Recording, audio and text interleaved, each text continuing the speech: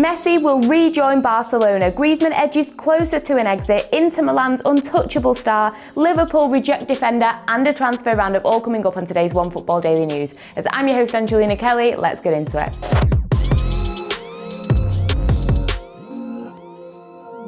So after so much speculation on Lionel Messi and his future at Barcelona since June 30th, when his contract of course did expire, will he be renewing? Will he be leaving? Will Barcelona be able to afford him? Now the six-time Ballon d'Or winner is seemingly going to be staying at Barcelona and re-signing a new contract, as numerous media outlets have announced that a verbal agreement has been reached. Reports do state that Lionel Messi will be taking a 50% pay cut. So his last 5-year contract, Messi earned about 550 million euros, which is about 75 million euros a year. However, because of Barcelona exceeding La Liga's salary cap at the end of last season, they can't offer Messi that kind of money again. So Barcelona have been able to reduce their salaries with the departures of the likes of Jean-Claude Todibo, Junior Firpo, Carlos Elena, Juan Miranda, etc. So this now means, of course, that Lionel Messi will be re-signing for the club. The only thing that they're working out is some minor details, but an official announcement is expected soon. So according to Goal, Messi did receive quite a few different formal offers, especially one from PSG.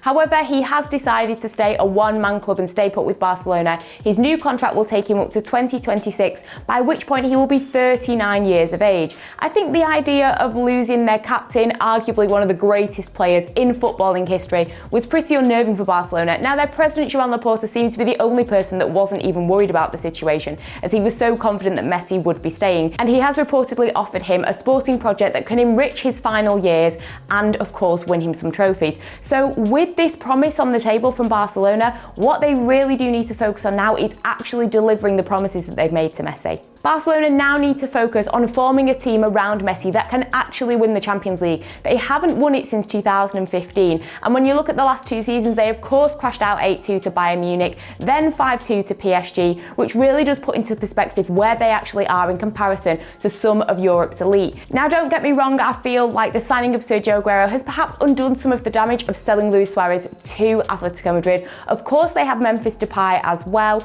but is this going to be enough for Barcelona to be truly competing in Europe? I feel like given Messi's gesture to take the pay cut and stay at the club when he could have quite easily walked away, this really does prove how much he loves this club, and now it's up to Barcelona to deliver. Next up, and whilst Lionel Messi seems to be staying at Barcelona, the club still need to cut a few big salaries, especially so that they can register their new players Sergio Aguero and Memphis Depay. And what this means is that Antoine Griezmann seems to be edging even closer to that exit door. We've spoken about this story on OneFootball before, about how Griezmann's future with Barcelona was very much in jeopardy, and he was probably going to be the player that was sacrificed in order for the club to keep Lionel Messi and register these new players, like I've stated. Of course, he has been linked with a few different clubs, Manchester City, but that seemingly is out of the window. He's also been linked with Chelsea, but who hasn't been linked with Chelsea at this rate? And of course, he was linked with Atletico Madrid. Now, despite fans' protests on social media saying that they do not want the player back at the club, a few people still upset about the way that he left Atletico Madrid. It doesn't matter, because it seems like despite this, the club are still pushing forward for a deal. And of course, this deal is actually a swap with Atletico Madrid's Saul Niguez, who you could argue has fallen out of favour a little bit at the club. And if you think about it, this is pretty much a win-win situation for both sides. I mean, you look at Barcelona, they've already pretty much replaced Griezmann when it comes to forward players, as like I say, they've got Memphis Depay and Sergio Aguero. They will also be getting rid of Griezmann and getting rid of his 34 million euro pre-tax salary.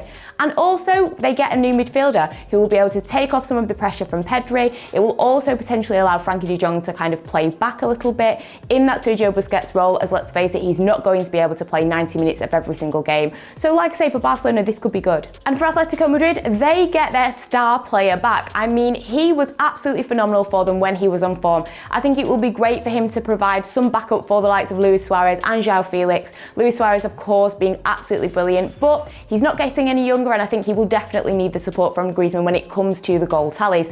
And of course, for Atletico Madrid, they do get to free up some space in their midfield. Of course, they've just signed Rodrigo de Paul, they have Marcos Llorente, Jeffrey Kondogbia, Koke, etc. So they've got enough players in that midfield, so getting rid of Niguez definitely creates some much needed space. So while some Atletico Madrid fans may be a little bit unhappy about this potential move for Griezmann, their manager allegedly is very much keen to get him back at the club. So hopefully if Griezmann does make the move, he will be able to get some good form perform, score some good goals, and maybe win over some disgruntled fans. Next up, and since Euro 2020 and of course Italy's fantastic success, it seems like pretty much every player in that squad has been linked with a potential move. So of course you've got Jorginho, which we've already mentioned on the Daily News previously, Manuel Locatelli, Lorenzo Pellegrini, and now Nicolo Barella. So according to reports, 2 Premier League clubs are interested in Inter Milan's Barella, Manchester United and Liverpool, and reportedly Liverpool were ready to put a £60 million offer on the table. But from Inter's standpoint, they do not see Barella going anywhere. When you look at Inter Milan and that Serie A winning side, there were a few concerns, I think, about who would stay and who would go, especially due to financial issues.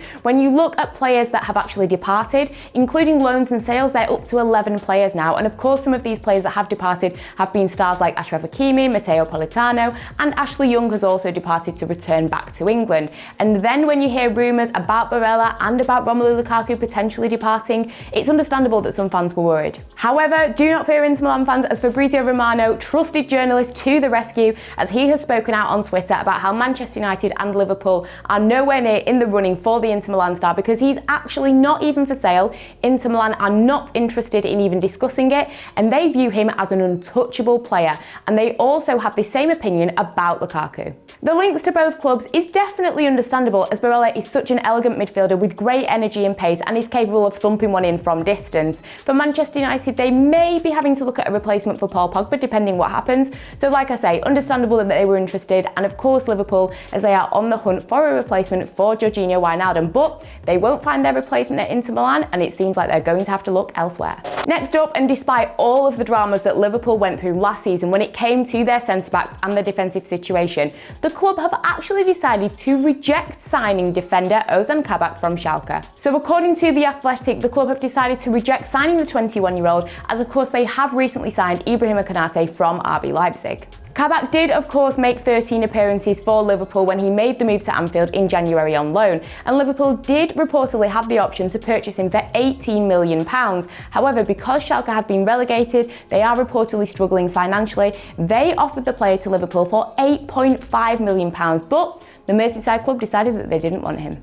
Of course, Liverpool, like I say, did have those defensive issues last season, but I highly doubt that they're going to have to deal with the same thing this time around. And they have enhanced their squad with the likes of Ibrahim Konate. Of course, they brought in Ben White as well, but it seems like Virgil van Dijk, Joe Gomez and Joel Matip are all going to be back from injury as well. So like I say, it's understandable that they're happy to just keep with the players that they've got. But what is next for Kabak? Well, since Schalke are still looking to offload the player to try and get some cash, it seems like the Turkey international player could actually be staying in the Premier League. So he has been linked with moves to Leicester City, Newcastle United and Crystal Palace. And whether these will happen or not, I guess we'll have to wait and see, but it looks like hopefully for Kabak, he can continue his Premier League journey. And now we have our transfer roundup. This is where I take a look at some of the other news and transfers going on in the footballing world. And in case you missed it, of course, yesterday PSG confirmed their signing of Gianluigi Donnarumma on a 5-year contract. According to Tuttosport, PSG have offered AC Milan €40 million for Theo Hernandez. However, the club have turned it down and are allegedly holding out for around €80 million.